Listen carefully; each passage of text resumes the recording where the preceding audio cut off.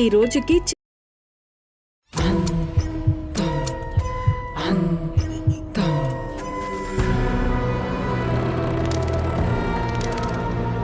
Episode 181 అమూల్య death. వర్షం తగ్గడంతో చంద్ర, జగజిత్తులు ఇంటికి బయలుదేరారు. దారి మధ్యలో విశ్వనాథ శాస్త్రి కనిపించి చెప్పిన మాటలకి జగజిత్ ఒక్కసారిగా షాక్ అయ్యి, ఏం మాట్లాడుతున్నారు బాబాయ్? మా అమ్మ మీ ఇల్లు ఊడ్చి వెళ్లడమేంటి అని ఆశ్చర్యంగా అడిగాడు. నాకు ఒంట్లో బాగోకపోతే సహాయం చేయడానికి వచ్చింది. తన ఆరోగ్యం ఏమీ పాడవలేదు. మీ అమ్మ బాగానే ఉందిరా అని మళ్లీ అదే మాట అనేసరికి జగజిత్కి ఎలా రియాక్ట్ అవ్వాలో అర్థం కాలేదు. మా అమ్మకి బాగానే ఉంటే మా నాన్న ఎందుకలా చెప్పాడు? అలా చెప్పాల్సిన అవసరం ఆయనకే ఉంది అని టెన్షన్ పడ్డాడు జగజిత్. ఏంటి, మీ నాన్న చెప్పాడా? ఎప్పుడు అని అనుమానంగా అడిగాడు విశ్వనాథ శాస్త్రి. మధ్యాహ్నం బాబాయ్, 11-12 గంటల మధ్యలో అని సమాధానమిచ్చాడు జగజిత్. ఏమైందిరా నీకు?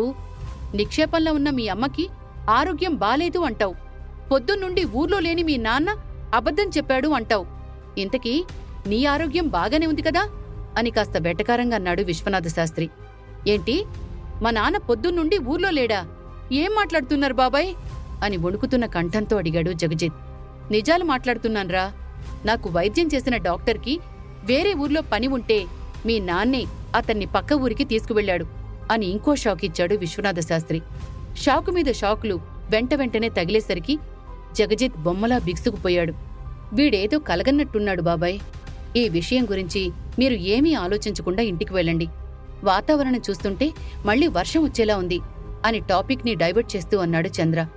వెళ్తానుగాని వాడి కాస్త మజ్జిగ తాగించు, కాస్త భ్రమలో నుండి బయటికొస్తాడు. ఏం పిల్లలో ఏంటో అనుకుంటూ తన ఇంటికి వెళ్ళిపోయాడు విశ్వనాథ శాస్త్రి. ఏంట్రా ఇది? మా నాన్న పొద్దున్నుండి ఊర్లో లేకపోతే మనకి కనిపించిన వ్యక్తెవరు అని కంగారు పడుతూ అడిగాడు జగజిత్. ఒకసారి ఇంటికి పద, మీ అమ్మగారితో మాట్లాడితే మనకి ఈ విషయంలో ఒక క్లారిటీ వస్తుంది అంటూ జగజిత్ని అతడింటికి తీసుకువెళ్లాడు చంద్ర. అమ్మా, అమ్మా, తలుపు తెరు అని తలుపు మీద 2 సార్లు బలంగా కొట్టాడు జగజిత్. ఏంట్రా ఈవేళప్పుడొచ్చావు? నీ స్నేహితులతో పాటు అక్కడే ఉండిపోతావేమో అనుకున్నాను అని అడుగుతూ బయటికొచ్చింది సమ్మక్క. అమ్మా, ఇప్పుడు నీ ఆరోగ్యం ఎలా ఉంది అని ఆమె మాటల్ని పట్టించుకోకుండా కంగారుగా అడిగాడు జగజిత్. నా ఆరోగ్యానికి ఏమవుతుందిరా వెర్రి సన్నాసి అని జగజిత్ నెత్తిమీద చిన్నగా ముడుతూ అంది సమ్మక్క. నాన్నెక్కడికి వెళ్లాడు అని రెండో ప్రశ్న కూడా అడిగాడు జగజిత్. డాక్టర్ గారికి పక్క ఊర్లో ఏదో పని ఉంటే తీసుకెళ్లాడు. ఏంటి సంగతి అని అనుమానంగా అడిగింది సమ్మక్క. ఏమీ లేదు, నువ్వు లోపలికెళ్ళు అని సమ్మక్కని లోపలికి పంపించి చంద్రవైపు చూశాడు జగజిత్. ఇంకా అర్థం కాలేదురా నీకు? ఇదంతా శివంగి కుట్ర. మనల్ని ఒక్కొక్కరిగా వేరుచేసి మన మీద దాడి చేయాలనుకుంటోంది అని కరెక్ట్గా గెస్ చేసి చెప్పాడు చంద్ర. అయితే ఇప్పుడు రోహిత్ వాళ్ల పరిస్థితి అంటూ ప్రశ్నార్థకంగా ఆగిపోయాడు జగజిత్. త్వరగా పద, వాళ్లకి మన అవసరం ఉంది అని విక్కీ వాళ్ళింటివైపు పరుగు తీశారిద్దరు. అప్పటికే చీకటి పడిపోయింది. వాతావరణంలో కూడా మార్పులొస్తున్నాయి. అలా వెళుతున్న వాళ్ళిద్దరికీ పాతాళ బావివైపు వెళుతూ కనిపించింది అమూల్య. రే అమూల్యరా, తనేంటి ఈ టైంలో పాతాళ బావివైపు వెళుతోంది అని షాక్ అవుతూ అన్నాడు చంద్ర. ఇది కూడా శివంగి కుట్ర అయ్యుండొచ్చు, తన అమూల్య కాదు అని భయపడుతూ అన్నాడు జగజిత్. నువ్వు చెప్పేది కూడా నిజమే అయ్యుండొచ్చు, కాని ఒకవేళ తన అమూల్య అయితే తనకి శివంగి వల్ల ప్రమాదం ఉంది అని భయపడుతూ అన్నాడు చంద్ర. అయితే ఇప్పుడు ఏం చేద్దావురా అని కంగారు పడుతూ అడిగాడు జగజిత్. ఒకసారి రోహిత్ వాళ్ళకి ఫోన్ చెయ్యి, అమూల్య వాళ్లతో పాటు ఉంటే ఇది శివంగి కుట్ర అనుకోవచ్చు అని సలహా ఇచ్చాడు చంద్ర. హో షిట్, నా మొబైల్ విక్కీ వాళ్ళింట్లోనే మర్చిపోయాన్రా, నీ మొబైల్ ఇవ్వు అని అడిగాడు జగజిత్. నాది కూడా వాళ్ళింట్లోనే ఉండిపోయిందిరా అని చంద్ర చెప్పేసరికి వాళ్ళిద్దరికీ ఏం చెయ్యాలో అర్థం కాలేదు. నేను అమూల్యని ఫాలో అవుతూ వెళ్తాను, నువ్వు త్వరగా ఇంటికి వెళ్ళి అక్కడ అమూల్య ఉందో లేదో చూసిరా. ఒకవేళ అమూల్య ఇంట్లో లేకపోతే రోహిత్కి విషయం చెప్పి పాతాళ బావి దగ్గరికి తీసుకురా అంటూ అమూల్య వెనకాల వెళ్లబోయాడు చంద్ర. లేదు లేదు చంద్ర, నిన్ను ఒంటరిగా వెళ్లనివ్వను. ఇప్పుడు పాతాళ బావి దగ్గరికి వెళితే అమూల్య కన్నా నీకే ఎక్కువ ప్రమాదం ఉంటుంది, నువ్వు వెళ్లడానికి వీల్లేదు అని చంద్రను ఆపేశాడు జగజిత్. పిచ్చి పిచ్చిగా మాట్లాడుకురా, అక్కడ అమూల్య ప్రమాదంలో ఉంది, త్వరగా వెళ్ళిక్కడ్నించి అని కసురుకున్నాడు చంద్ర. సరే అయితే నువ్వే విక్కీ వాళ్ళింటికి వెళ్ళు, నేను అమూల్యని ఫాలో అవుతాను అని గుండెల నిండా ఊపిరి బలంగా తీసుకుంటూ అన్నాడు జగజిత్. అతడికి శివంగి అంటే ఎంత భయమో చంద్రకి తెలుసు. అందుకే జగజిత్ మాటలకి ఒప్పుకోకుండా అవసరం లేదు, నేను వెళ్తాను అని గంభీరంగా చెప్పాడు చంద్ర. ఒకసారి చెప్తే అర్థం కాదారా నీకు? నువ్వు అమూల్య వెనకాల వెళ్లడానికి వీల్లేదు. వెళ్ళి రోహిత్ని తీసుకురా అని చంద్రని ముందుకు తోసి అమూల్య వెనకాల వెళ్లిపోయాడు జగజిత్. తన కోసం అతడు చేస్తున్న రిస్క్ చూసి చంద్ర కళ్లల్లో కన్నీళ్లొచ్చాయి. అలా నిలబడి టైం వేస్ట్ చేస్తే ప్రమాదం పెరిగిపోతుందేమోనని భయపడి ఇంకా చేసేదేమీ లేక రోహిత్ దగ్గరికి పరిగెత్తాడు చంద్ర. అమూల్య వెనకాల వెళుతున్న జగజిత్ ఆమెని పిలుస్తూ ఆపే ప్రయత్నం చేస్తున్నాడు. జగజిత్ ఎంత వేగంగా పరిగెడుతున్నా అమూల్య నడక వేగాన్ని అందుకోలేకపోతున్నాడు. ఏంటి ఇంత స్పీడ్గా వెళుతోంది? అసలు వెళుతుంది అమూల్యేనా అని అనుమానపడ్డాడు జగజిత్. మరోవైపు విక్కీ వాళ్ళింటికొచ్చిన చంద్ర సరాసరి అమూల్య గదికి వెళ్లి ఆమె ఉందో లేదో చూశాడు. నిజంగానే ఆమె లేదు.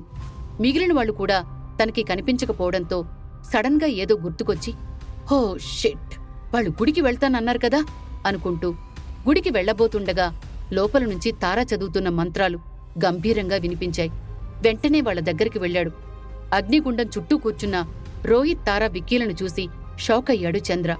తన మంత్రాలు పూర్తవడంతో నెమ్మదిగా కళ్ళు తెరిచి చూసింది తార. చెమటలతో తడిచిపోయి ఆయాసపడుతున్న చంద్రని చూసి, ఏం జరిగింది చంద్ర? జగజిత్ వాళ్ళ అమ్మగారికి ఇప్పుడు ఎలా ఉంది?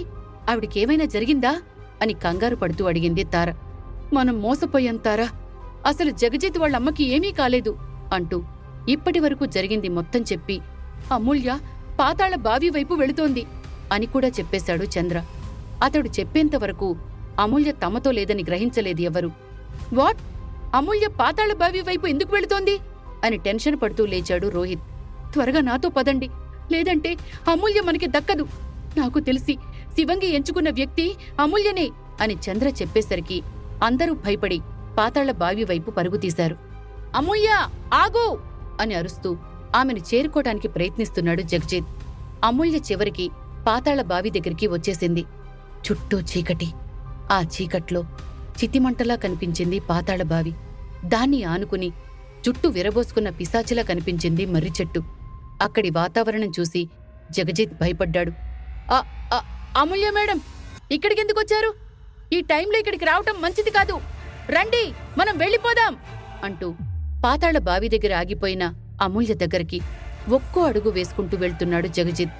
అమూల్య సమాధానం చెప్పకుండా పాతాళ బావినే చూస్తూ ఏవో మంత్రాలు చదువుతోంది. ఆ మంత్రాల ఘోషకి జగజిత్ చెవుల్లో నుండి రక్తం వస్తోంది.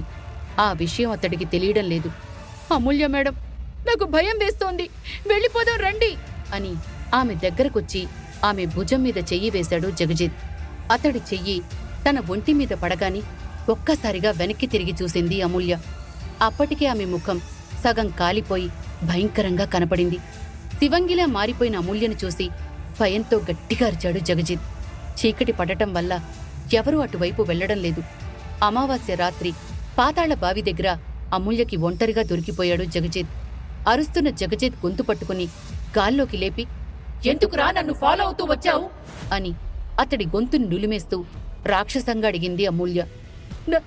నన్ను వదిలి, నాకేం తెలీదు, నేను వెళ్ళిపోతాను అని అతి కష్టం మీద మాట్లాడ్డానికి ప్రయత్నిస్తూ వణికిపోతున్నాడు జగజిత్. నా దగ్గరకొచ్చిన వాడు ఎవడు? ప్రాణాలతో తిరిగి వెళ్లడని తెలీదా అని రాక్షసంగా అరుస్తూ మరింత బలంగా అతడి గొంతుని పిసికేసింది అమూల్య. గాల్లో కొట్టుకుంటున్న జగజిత్ కాళ్లు కాసేపటికి కొట్టుకోవడం ఆగిపోయాయి. తన చేతుల్లో నిర్జీవంగా ఉన్న అతన్ని దూరంగా విసిరేసింది. అప్పటికతడి ప్రాణం ఇంకా పోలేదు, కొన ఊపిరి ఉంది. దూరంగా ఉన్న బురదగుంటలో పడ్డ జగజిత్ ఇంకా అమూల్య వైపే చూస్తున్నాడు. నన్ను సవాలు చేస్తావా? అంత ధైర్యం నీకెక్కడి నుంచి వచ్చింది అమూల్య అని చేతులు రెండూ గాల్లోకి చాచి పిశాచిలా అరిచింది అమూల్య ఒంట్లో ఉన్న శివంగి. ఆమెలో ఆవేశం తగ్గడం లేదు. అమూల్యని చంపెయ్యాలన్నంత కోపం క్షణక్షణానికి పెరిగిపోతోంది. పూర్తిగా శివంగిలా మారిపోయిన అమూల్యను చూసి నిర్జీవ స్థితిలో ఉన్న జగజిత్ భయపడిపోతున్నాడు. అలా అరుస్తున్న అమూల్య పాతాళ బావిని చూస్తూ ఏవో మంత్రాలు చదువుతూ వేగంగా పరిగెత్తి ఆ బావిలోకి దూకేసింది. అమూల్య బావిలోకి దూకడం, జగజిత్ కళ్ళు ముయ్యడం రెండూ ఒకేసారి జరిగాయి. కంగారు పడుతూ పాతాళ బావి దగ్గరకొచ్చిన రోహిత్, తారా, చంద్ర, విక్కీలకు అక్కడ ఎవ్వరూ కనిపించలేదు. ఎక్కడ్రా వాళ్ళిద్దరూ అని టెన్షన్ పడుతూ అడిగాడు రోహిత్. అమూల్యని ఫాలో అవుతూ జగజిత్ ఇక్కడికే వచ్చాడు రోహిత్. ఐ స్వేర్ అంటూ ప్రామిస్ చేశాడు చంద్ర.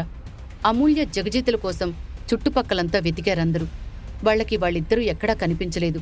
చివరికి విక్కీకి దూరంగా మురికి గుంటలో శవంలా పడి ఉన్న జగజిత్ కనిపించడంతో పెద్దగా అరిచాడు. అతడి అరుపులు విని అందరూ మురికి గుంట వైపు చూశారు. భైరవుడు ఎలా అయితే మురికి గుంటలో పడి ఉన్నాడో ఇప్పుడు జగజిత్ కూడా అలాగే పడి ఉన్నాడు. ఇంక అతడు కూడా చనిపోయాడేమో అనుకుని ఏడుస్తూ అతడి దగ్గరికి వెళ్లారందరూ. రేయ్ జగజిత్ లేరా అని అతన్ని ఒళ్ళోకి తీసుకుని చెంపల మీద తడుతూ గట్టిగా అరిచాడు చంద్ర. అతడి కళ్లల్లో నుండి కన్నీళ్లు ఆగకుండా వస్తూనే ఉన్నాయి. అతడి నాడిని చెక్ చేసిన రోహిత్కి జగజిత్ ఇంకా ప్రాణాలతోనే ఉన్నాడని అర్థమైంది. బాధపడుకు చంద్ర, వీడింకా ప్రాణాలతోనే ఉన్నాడు అంటూ అతడికి నయం చేయమని తారవైపు చూశాడు రోహిత్. జగజిత్ కనుబొమ్మల మధ్య తన బొటనవేలు పెట్టి ఏవో కొన్ని మంత్రాలు చదవగానే ఉలిక్కిపడి స్పృహలోకొచ్చాడు. రేయ్ జగ్గు, అమూల్ ఎక్కడరా? తనెక్కడికి వెళ్ళింది అని కంగారు పడుతూ అడిగాడు రోహిత్. అమూల్య మేడం చనిపోయారు. ఆ శివంగి ఎంపిక చేసుకున్న వ్యక్తి మన అమూల్యనే అని ఏడుస్తూ ఒక్కో మాట కూడదీసుకుంటూ చెప్పాడు జగజిత్. అందరూ అతని మాటలకి షాక్ అయితే రోహిత్ అతడి కాలర్ పట్టుకుని, ఏం మాట్లాడుతున్నావురా? ఇంకొకసారి ఇలా మాట్లాడితే చంపేస్తాను అని కోపంగా అరిచాడు రోహిత్. నేను చెప్తుంది నిజం రోహిత్. అమూల్య మేడం పాతాళ బావిలోకి దూకేశారు. నేను నా కళ్లతో చూశాను అని మళ్లీ ఏడుస్తూ చెప్పాడు జగజిత్. రోహిత్కి ఒక్క క్షణం ప్రాణం పోయినట్టుగా అనిపించింది. లేదు లేదు, అలా ఎప్పటికీ జరగదు అంటూ పాతాళ బావి దగ్గరికి పరిగెత్తుకుంటూ వెళ్లి లోపలికి చూసి ఒక్కసారిగా షాక్ అయ్యాడు రోహిత్. రోహిత్ పాతాళ బావిలో ఏం చూసి షాక్ అయ్యాడు? జగజిత్ అన్నట్టు నిజంగానే అమూల్య చనిపోయిందా? ఇప్పుడు కథ ఏ మలుపు తిరుగుతుంది? ఈ ప్రశ్నలన్నింటికీ సమాధానాలు తెలుసుకోవాలనుందా? అయితే అంతం స్టోరీలో తర్వాత భాగాలు వినాల్సిందే. మరి మీరు కూడా ఏమన్నా గెస్ చేస్తే కామెంట్స్ రూపంలో చెప్పండి. తర్వాత భాగంలో కలుద్దాం. అంతవరకు stay tune to pocket FM. Dear listeners, ఇప్పుడు మీకోసం నెక్స్ట్ ఆడియో సిరీస్ ప్లే అవుతుంది. Christmas tree, oh Christmas tree, how lovely are your branches. I sang as I walked from the metro train to the L platform to head to Darnell's house. I can't believe I ran away. My